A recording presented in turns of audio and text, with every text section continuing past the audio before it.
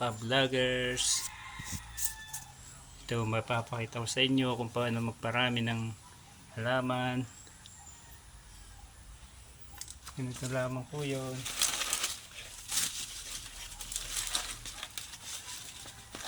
Kumuha ng pananim. Ayan. 2 puno yung kinuha ko.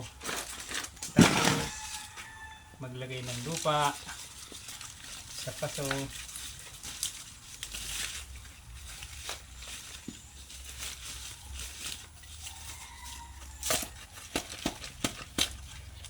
Ito pwede na natin siyang taniman.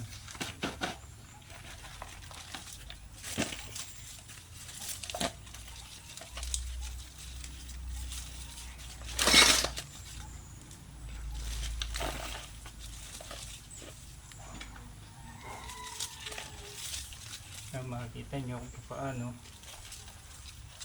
Yan, tapos na ang ating halaman.